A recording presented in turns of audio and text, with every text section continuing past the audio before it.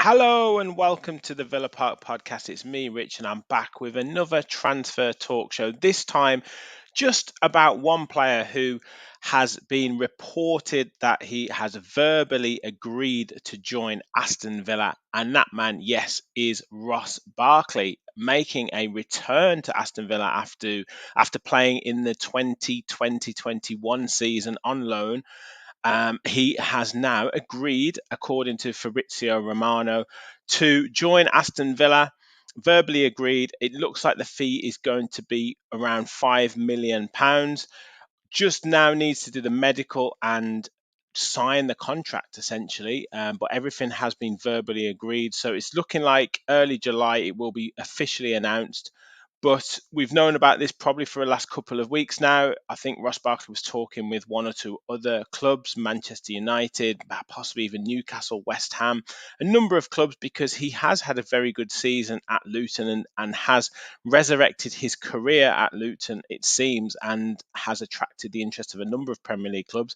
And Aston Villa seem to be the one to have convinced him to join. So is that good news for you guys? Let us know in the comments. Please do hit that like button, hit that subscribe button. We are very close to 4,100 subscribers. We've smashed through 4,000, which is amazing. We want to keep pushing on and get to that 5K as soon as possible. You guys can help us do it. So like, subscribe, and get your comments and on your thoughts about Ross Barkley.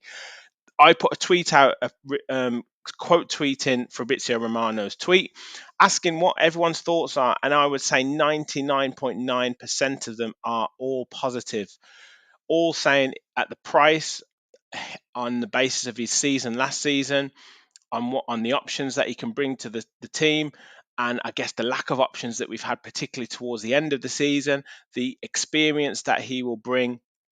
It's a no-brainer. So that is quite positive in terms of the thought process of Aston Villa supporters. I guess the proof of the pudding will be when he signs and what he'll bring. But you do know you're getting a player that is, I guess, ready-made for Premier League football. He knows what it's all about. He is familiar with the club. He's familiar with the surroundings of the club. Obviously, the club's in a much different place to what it was when he joined.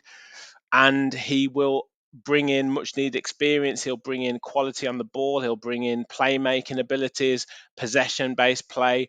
I'm not sure about his pressing in terms of how Emery likes to play, but certainly in terms of experience, if we need to see out a game, keep our foot on the ball, potentially bring about a different option to say Louise or McGinn or Tielemans, I think he is a generally a very good option.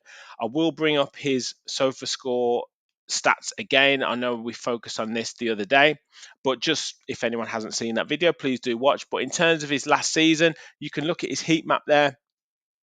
Across the pitch, he operates, so he gets about the pitch. He picks up the ball from the defense. He gets into the box late. He can operate on the edge of the box as well. He can have long range shots. He can play players through, and had a very, very influential season at Luton, and was one of the main reasons, or possibly the main reason, why they fought right till the end, because everyone thought they would just be down and out, no problem whatsoever. Maybe didn't end the season quite as well as he was throughout the mid part of the season, but a long season, and he contributed considerably. If you look at his strengths, they have got him down on SofaScore as high pressing. I would say that's probably not one of his better attributes. However, in a Luton side that had to work hard and work for each other, he certainly put himself about. Playmaking and long balls, we know how good he is at those raking passes and switching play, and that's something that Aston Villa can operate with. I think we could have done that a little bit quicker this season, so he can certainly bring that to the table. 32 games played, started 30, one team of the week. He scored 5 goals, which in a struggling side is very good, so knows where the goal is. One big chance missed.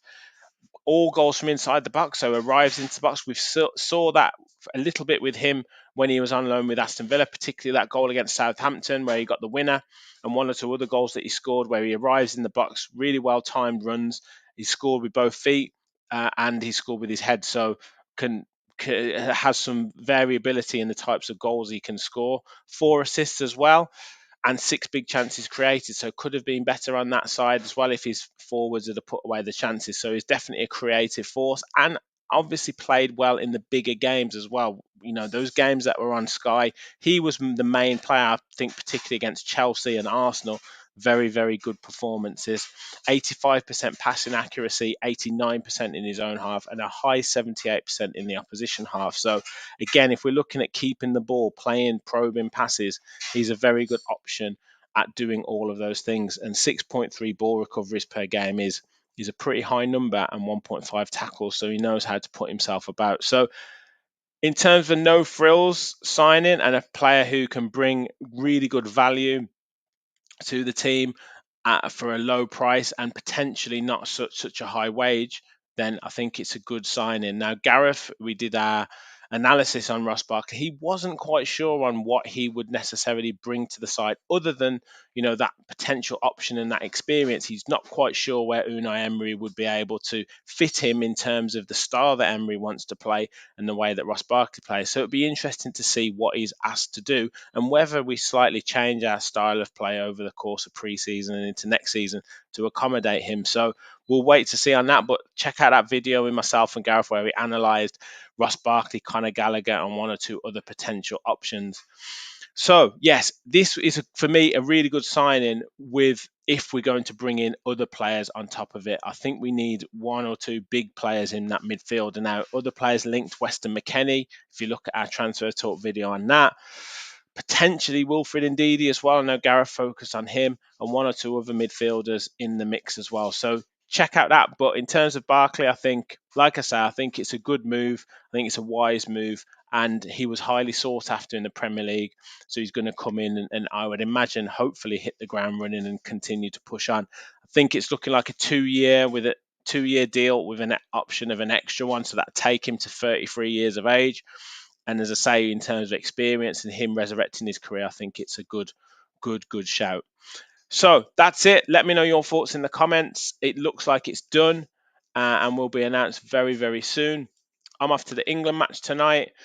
Hopefully we get to see Ollie Watkins and Ezri Konsa play, and they do themselves a lot of favours to get onto that plane to Germany for the Euros. So I might even do 1 or 2 little videos on that. And then Fans Forum tomorrow night discussing that England game. And I know the season tickets have been issued, and any other thoughts that you have or comments or talking points that you want to bring up. So do let us know. Thank you everyone for watching. Make sure you hit that like button. Make sure you hit that subscribe button. Help us on the road to 5,000 subscribers. Thank you all for watching. And as always, remember, we all follow the Villa.